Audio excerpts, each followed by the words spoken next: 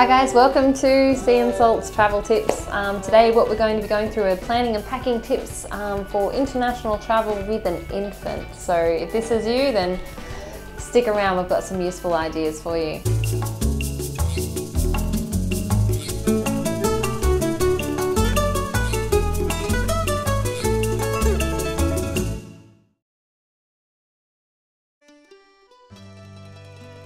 Number one, travel documents. If you are traveling, always remember, first and last thing you should check is that you have your passport handy. You also want to make sure if you have printable travel itineraries that you have those as well.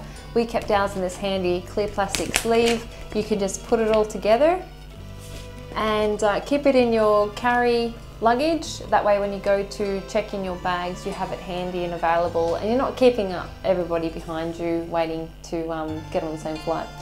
Next thing to do, eating food. All right, this is a really basic one, but make sure you have something to eat before you go to the airport.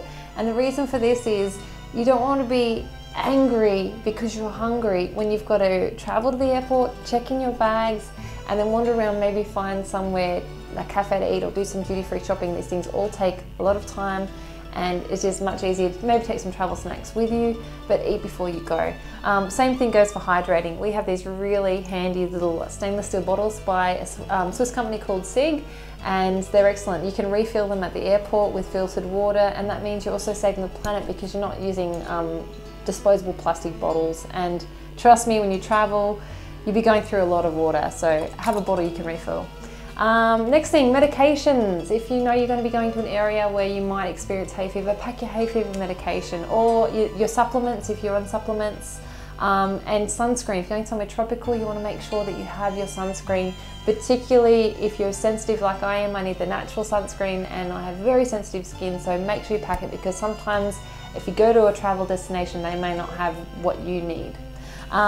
TRS, if you are going to apply for the tourist refund scheme, if you have duty-free items you wish to claim the duty on, a really handy tip is to download the QR code before you go to the airport. You can do it there, but save yourself a lot of time and hassle, particularly if you're traveling with an infant. Do it beforehand. Planning is excellent. And so what you do is download the code, take your invoice with you, and it just saves you so much time. You just go through the speedy aisle instead of waiting up to 2 hours before you board your flight, which can be very stressful. And at Sydney International Departures at the moment, the room is not air conditioned and the staff are dealing with hundreds of people, a lot of whom don't speak English. And it's really difficult for them. So understandably, they can be quite stressed out. You don't need any added stress before you fly out. Next thing, toilet. Go to the toilet before you travel. Try your best. Number two, that's what I'm thinking of. And of course, hydrate and rest when you can. If you have a baby that's resting, even if you're not napping, close your eyes, rest, think of something calming. As much rest as you can get is very important because if your baby isn't a very good traveler on the plane, then that can really be quite a stressful experience. And if you haven't adequately rested, like sleeping the night before, trust me, it just adds to the stress. Tell somebody your travel itinerary. This is a big one. Before we left, we made sure we told our neighbours, who we were quite good friends with, best friends, what our travel itinerary is. It's important for a number of reasons. They can collect your mail for you while you're away. They can let you know via email or Facebook while you're away if there are any issues, like they think that maybe someone's been at your house. They can maybe open and close some shutters in the windows, basically air out the house as well. Maybe organise someone to mow the lawns while you're away, that's quite handy as well. You don't want to leave and come back to a jungle, and you also want the house to look lived in so it's a little bit more secure. Now, checking in advance, check in online if you can. If you're traveling with an infant, this might be a bit of an issue. So what we did is we actually waited. We got there very early to the airport. We checked our baggage in, we checked in at the gate. And this is very handy because we were very fortunate on our way over to Malaysia, that's where we flew recently, because our flight wasn't fully booked.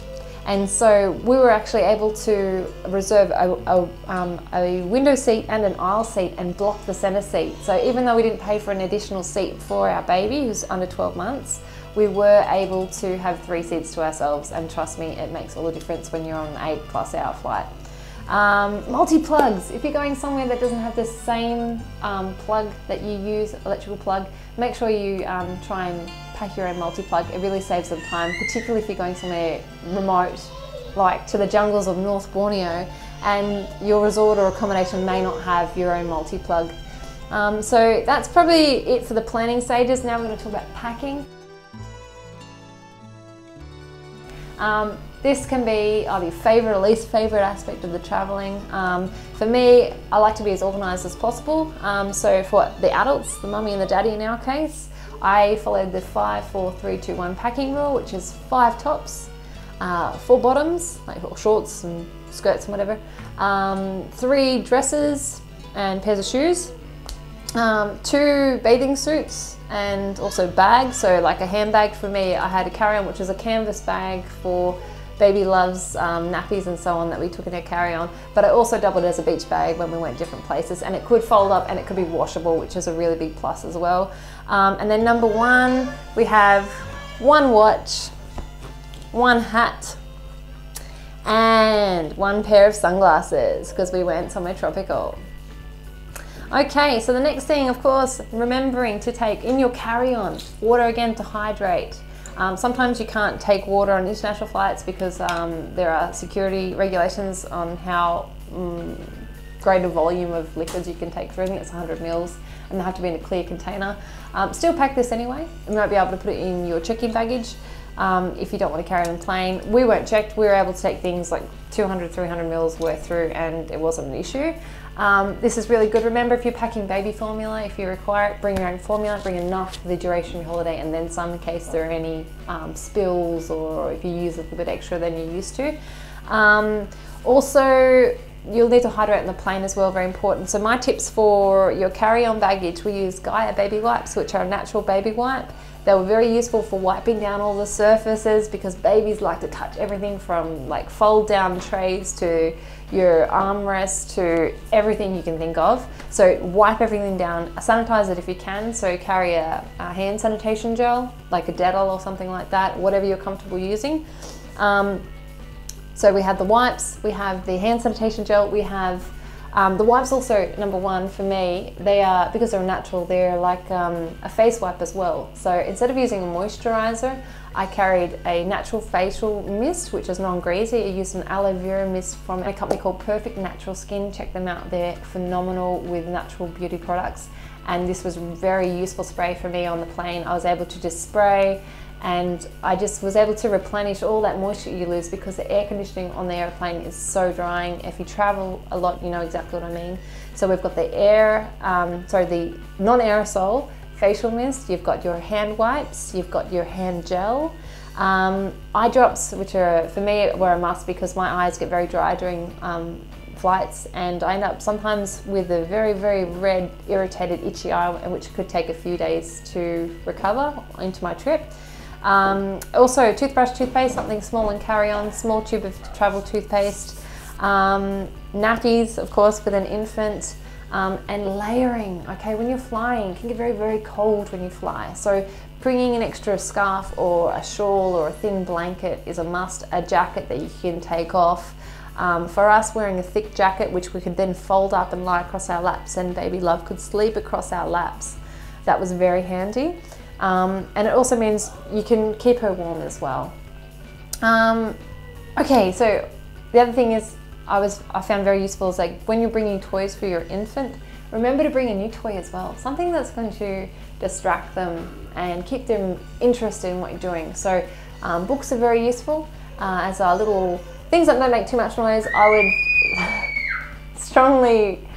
would strongly suggest not bringing anything battery operated because you don't want to be annoying the people around you. You can download little apps on your phone that will play on the plane if you're allowed to use your device once you're, the seatbelt sign is off and you've ascended and you're at your flying altitude. The other thing is camera. We take photos for a living, so we remember to take an extra battery with us because you don't know when you're going to be able to charge it again. Make sure you take extra SD cards or whichever memory devices you're using for your camera. If you're bringing a laptop, use it in your, bring it on your check-in, if you're bringing a laptop, take it in your carry-on for sure. Make sure you can access it easily when you're going through the airport security because sometimes they require you to take it out of your bag and you don't want to be holding people up and you don't want to take 20 years to like unpack and then repack. So it's very smart. How you pack has to be very clever when you unpack as well. You have to make sure it's as smooth and efficient as possible.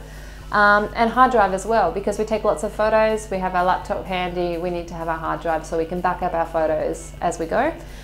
Baby care, always bring extra nappies, okay? If you think you need 10 nappies for a week, this is a gross under exaggeration, but say you use 10 nappies per week, bring 20 nappies, okay? Always just bring what you need, because if you're going to a country, particularly if it's a foreign country where you don't know what products are going to be available, and if you don't speak the local language, then trying to decipher what products that you would use for your baby if you're at home that are safe to use, a new product that aren't going to be irritating the skin, that are actually going to fit. You know, even finding the correct size can be an issue, particularly if you're using different style of nappy. So we use cloth at home. We also use natty nappies, which are partly compostable.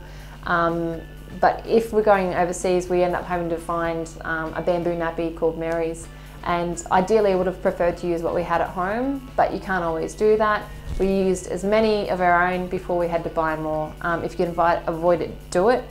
Bring extra socks for babies, bring extra singlets for babies, bring extra wipes for baby, and also bring a baby carrier. We brought two. We have an Ergo baby carrier, and it was very useful when we had to carry all our luggage to the airport before we checked our bags in.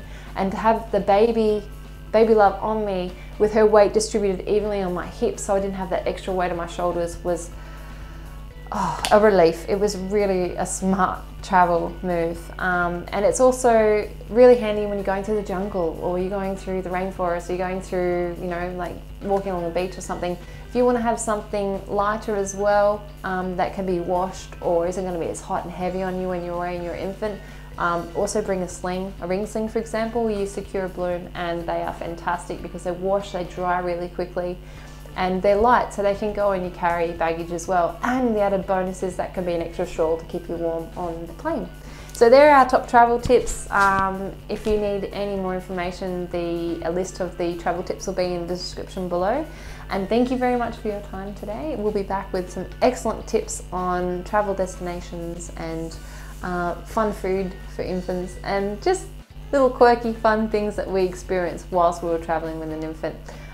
Probably I'll finish up with saying the most important thing for us when we're traveling with our baby is to try and make sure that she's comfortable at all times. So being rested, being fed, being dry, they're the top three.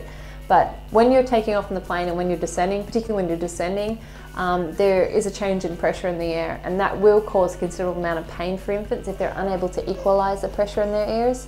So certain things for adults which we know to do, maybe through experience or being told, because it's easy to communicate this to an adult: chewing, wiggling your jaw, swallowing, like drinking or just swallowing saliva. These are all helpful things to help you equalize, but for an infant, not so easy. So if you can nurse your baby during takeoff and landing, that's excellent. Do it because it does work. Otherwise, give them water. We found giving Love little sips of water in the top of her water bottle, so you can actually take this little cap off, pour a bit of water in the top, and we just give that to her, little sips at a time. Don't give her too much because she can actually get sick with it. And that was probably the most useful. So enjoy your holiday. Remember to be sun smart.